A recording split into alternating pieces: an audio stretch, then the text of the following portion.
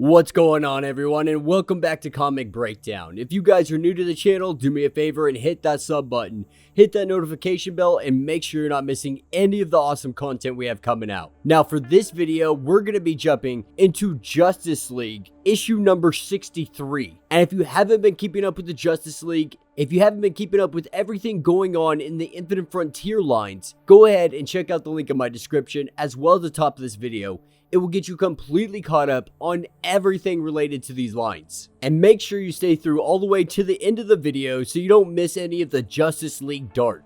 And with that being said, let's dive into this breakdown. Alright guys, so as we jump into issue number 63, we're picking up with Naomi sitting in a medical bed and her waking up from her sleep, only to be met by Black Canary. And Canary has come here just to have a conversation. Naomi is a little bit worried about everything going on. She's worried that she may even be under arrest right now just because of everything that's transpired up to this point. And Naomi's freaking out a little bit because they were just recently on her homeworld where they were fighting Brutus and Zumbado, but something happened on her homeworld. She disobeyed orders in some manner. Her body was freaking out, vibrating at all kinds of weird frequencies. But as it stands, she is currently stable. Coming back to this earth helps stabilize her body from whatever was happening. And then she really starts to break down exactly the chain of events that led to her freakout. Because back on her homeworld, they were in the middle of a battle. Naomi was currently face to face with Zumbado, the individual that killed her parents. The one that wreaked havoc on her entire homeworld. The Justice League looking pretty beat up because whatever's happening on this world is also affecting Superman. It's affecting Black Adam. And it's also affecting Naomi. Her powers, they keep flaring on her. And so with all of this going on, Batman also missing, but at the end of the day, none of this truly mattered to her. Because Zumbado, the man who killed her parents, was standing right before her. Even with Flash yelling for everybody to get out of here, that everybody needs to leave immediately, she disobeyed orders and went for the attack. And when Naomi attacks, this is where we see Hawkgirl's mace, the nith metal, start to change into a purple glow color. And we see Naomi and Zumbado, they clash with one another. Their mega powers blasting everybody in the area back.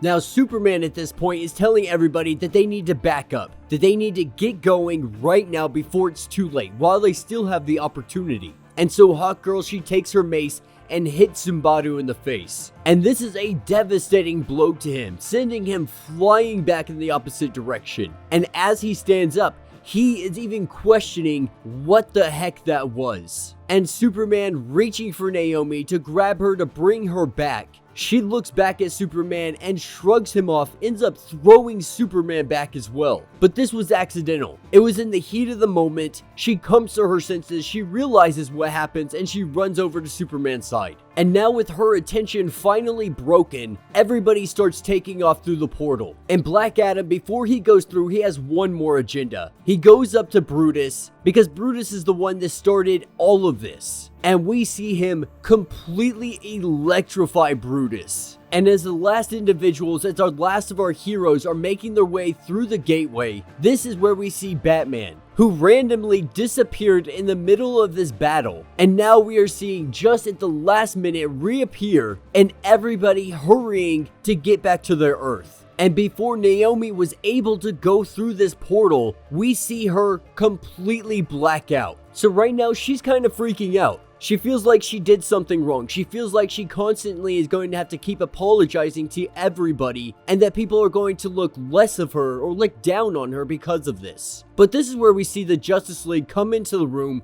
and they couldn't be more welcoming. They are happy, they are cheerful, and they are just glad to see that Naomi is okay. But right now, her first priority is to get back to her own world, to take care of those guys and make them pay for everything that they did. But Barry lets everybody know that it was definitely his mistake. All of this was, but they have to find a safe way to be able to get to that planet. As it stands, they can't go there. Superman can't go there. You know, we have Black Canary, who we saw her powers literally multiplied, but Superman, on the other hand, we see his powers completely diminish. And Naomi, she She wants to get up and go do something. She wants to go help her people. And Superman tells her that he recognizes what she's going through. He refers to this as the pull. And he tells her, there's 52 Earths that we know of in the multiverse. Now there is definitely more because of the Omniverse. But each one of these planets, they have their problems. Each one has their issues. Some of these worlds have doppelgangers. Some of them are like them, some of them are not. And so when he refers to the pool, he's talking about that pool to help everybody. To help all of these people, all of these many different worlds. Just by knowing of their existence, they consistently are filling this pool. But there are billions of people and creatures on this planet. This planet that is needing help right now. Not only that, but with the united planets above them. And lets her know, he promises that they're going to get back there, but it's going to have to be in good time. Today may have been a messy day for all of them, but one thing did happen. Their people saw hope. Maybe for the first time in a very, very long time. One of the biggest concerns right now is Zumbado is going to be able to make his way to this planet. We already saw Brutus do that against the orders of Zumbado, and he did that with a little cube that Batman is now holding. And that's when we're taken to Naomi's homeworld. And we pick up with an individual named McMurph. And she is looking rough right now. Batarangs all over the place. Looks like she just got beat to heck. And as she is sitting here drinking, sulking, because Batman came in here and beat the crap out of her, took this cube from her, and got off planet. Now, Batman did this because that cube that he was holding, that is how they were able to transport themselves to their Earth. But this is where we see Zumbado. He arrives dropping off the body of Brutus. And he tells McMurph that she is going to have an endless supply of everything she needs to be able to make that portal again. And Zumbado lets her know that if she is able to get him to that other world, then the betrayal that happened today, all will be forgiven. And he goes to walk away, and she is wondering, she asks him why he is sparing Brutus, because Brutus is still alive. He's beat to all hell right now, but he is still there. And he lets her know that Brutus is being kept alive because they are going to need every hand available, all hands on deck, if they are going to go to that world and be able to defeat Superman and the rest of the Justice League. He tells her that they all have to band together to be able to take that planet. Now this is when we're taken to above the Hall of Justice. And we have a conversation between Superman and Black Adam. And Superman has come to talk to him today because he wants him to join the Justice League. Because he is one of the great powers of this world. But Superman tells him that it can't just be for his people. That if he were to join the Justice League, it comes with an obligation of protecting the entire planet, not just his country. And Black Adam, his immediate thoughts are, you want me to be like you. And Superman tells him, no, I don't want you to be like me. I want you to be better than me. Superman is offering him a partnership so all of them can find their better selves. Now this is where we see the Queen of the Amazons make her arrival. And the funny thing is, we know in Future State what happens, but we're seeing the kind of relationship really build up here, and Black Adam, it seems like he kind of has a thing for the Queen. At the very least, he has the utmost respect for her. Out of everybody here, she is the one that he has the most respect for and wants to ensure that she can always see the best of him.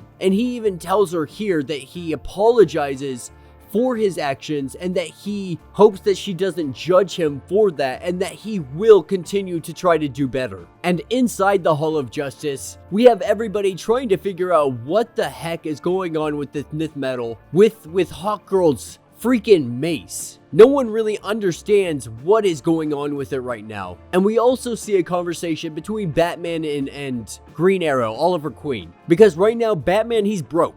Or at least in comparison to how much money he used to have, he is not rich at all. And this is a topic of conversation because right now the Justice League is getting completely funded. The Hall of Justice is being funded by Green Arrow. Because the world no longer wants or has the capability to continue to fund the Hall of Justice. And so because of that, Oliver Queen has been picking up the tab, and he didn't want to tell Batman just to avoid insulting him. But he tells Batman, you know, if you see something that you don't like, you see something out of line, you check me. You make sure that everything is on the up and up. Now, this is where we see Naomi come up to the rest of the Justice League, and she's still being super hesitant. She's being very apologetic, but everybody tells her, you know, you just stop.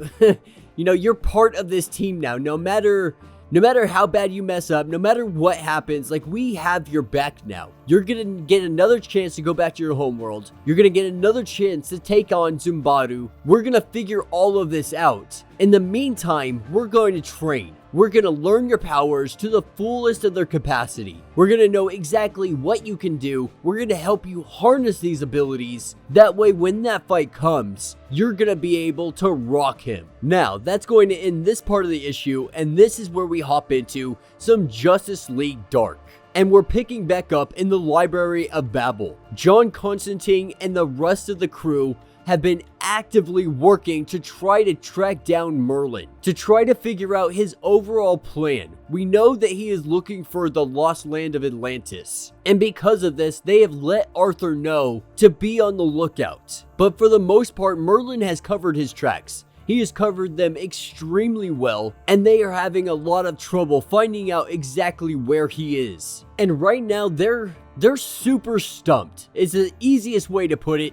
They don't know what direction to go. We're talking about Merlin, a man who is literally 10,000 steps ahead of them at all times. So no matter how fast they go about this, no matter how quickly they can solve each puzzle, they're never going to be able to catch up to him. By the time they do, if they do, it's already going to be too late. And so Jason Blood, he decides that they need some kind of help. They need something that is going to help them see exactly what Merlin is doing right now. But that is when we're taken to the Tower of Fate. Because inside the Tower of Fate, we have Man-Bat and Dr. Fate currently working effortlessly to try to restore power back to the helm. And Man-Bat believes that he has devised a way to be able to open up the magical kind of portways that the helm allows the wearer to more or less see. And at this point, they don't have many options. So they run this experiment just hoping that it'll work. And we see them using science to try to pry the jaws open of magic, trying to use reason to interact with something that is unreasonable by its very nature. But for a slight moment, the helm's pathways are opening up, magical energy information flooding through him, and during this moment of extreme pain, he is seeing images. A vision of himself standing in the sands, a vision of a sorcerer, two sorcerers, watching the fall of the Tower of Fate, and a vision of a young woman outside of time, at the doorsteps of some great cathedral, now abandoned and completely condemned. And Dr. Fate knows exactly what these images are. These are images of the future, of what is come to pass, or what is about to come to pass. But the image of the woman still lingers inside his mind, and he has to wonder, who the heck is she? But that is when we are taken to Gotham City. And this young woman, she is standing before the cathedral, and something has brought her here this day. Someone asking for some kind of assistance. Someone that has some kind of information that is going to help her. And we see her go running into the cathedral, running inside, seeing it filled with religious individuals. And the man in charge says that he is going to go deal with the old man, that the rest of them need to deal with her. And she screams, proclaiming that her name is Elnara Rosh II, the 13th Oathsworn. And she tells them to cast aside their weapons and to release their prisoner, or they are going to face the most painful of divine justices. And as she is getting swarmed up, hiding in the shadows, we see Batman with a smile on his face. And that will be the end of this issue. So let me know what you guys think down in the comments. You know, for the Justice League part of the story, I am really interested on this whole other homeworld that she lives on. Exactly what brought it to there and how all their powers work.